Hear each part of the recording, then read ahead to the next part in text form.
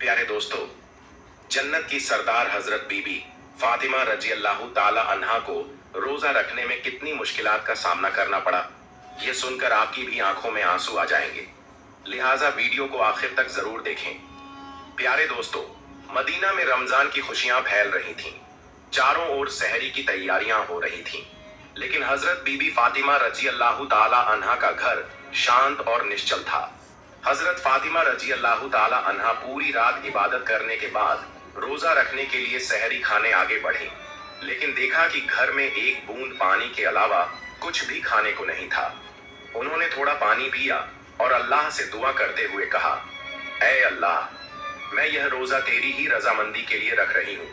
अगर तू हमें तंगी भी देता है तो वह भी तेरी रहमत है। जैसे ही यह दुआ खत्म हुई, मस्जिद ए नबवी से फजर की मधुर अजान की आवाज गूंजने लगी, जो मानो पूरे मदीना को इबादत के लिए जगा रही थी। फजर की नमाज अदा हो चुकी थी।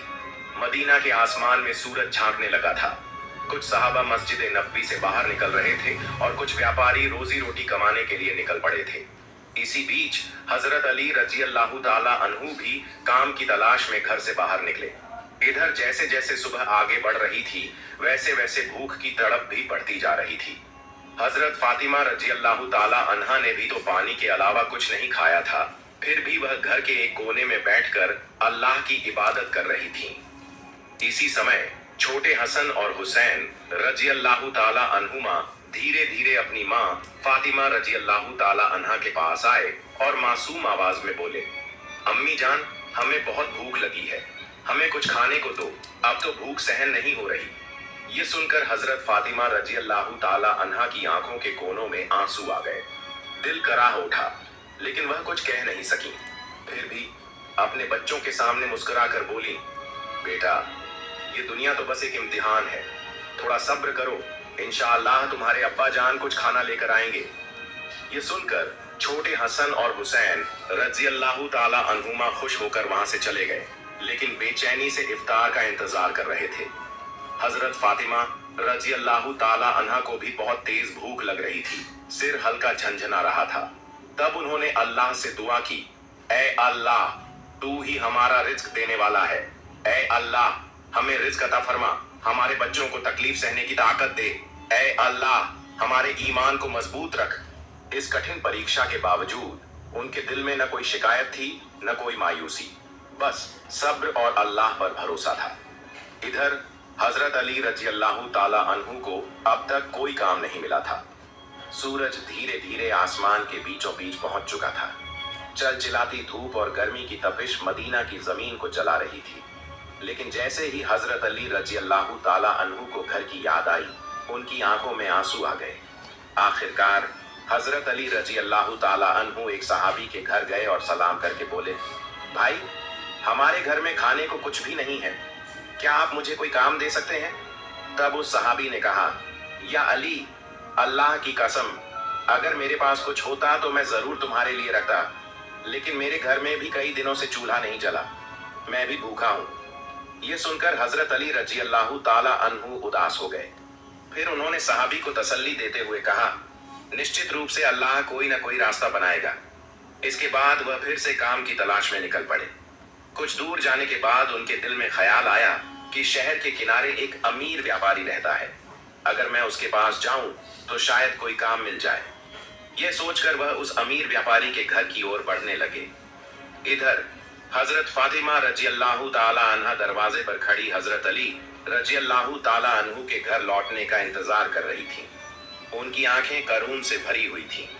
ठीक उसी वक्त छोटे हसन और हुसैन रजी अल्लाह ताला अन्हुमा भूख की तड़प सहन न कर सके और धीरे धीरे अपनी माँ के पास आकर मासूम आवाज में फुसफुसाए, अम्मी जान, अब्बा जान कब घर आएंगे?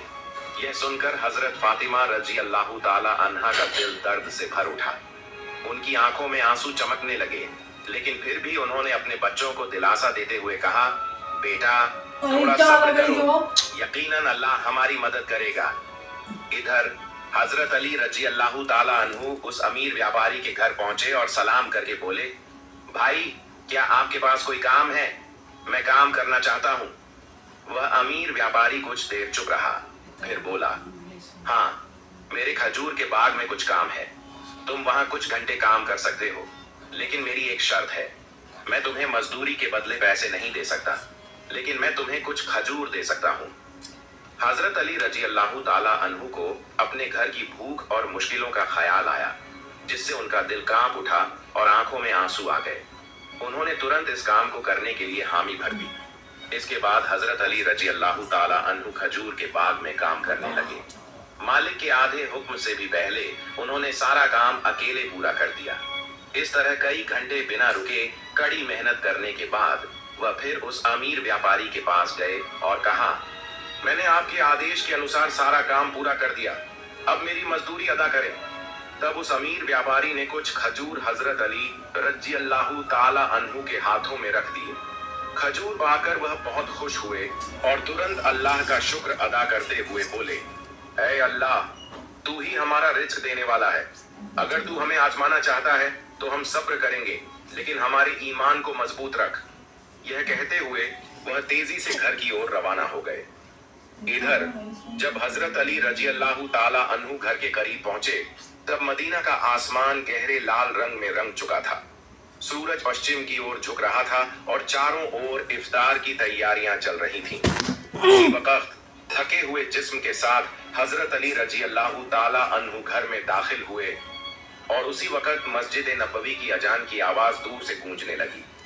घर में इफ्तार के लिए सिर्फ कुछ खजूर और पानी था, लेकिन फिर भी घर अल्लाह की रहमत से भर गया। सब एक साथ इफ्तार के लिए बैठे।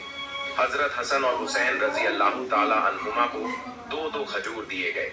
हजरत अली रजी अल्लाह ताला अन्हु ने 2 खजूर लिए और हजरत फातिमा रजी अल्लाह ताला अन्हा ने भी 2 खजूर लिए।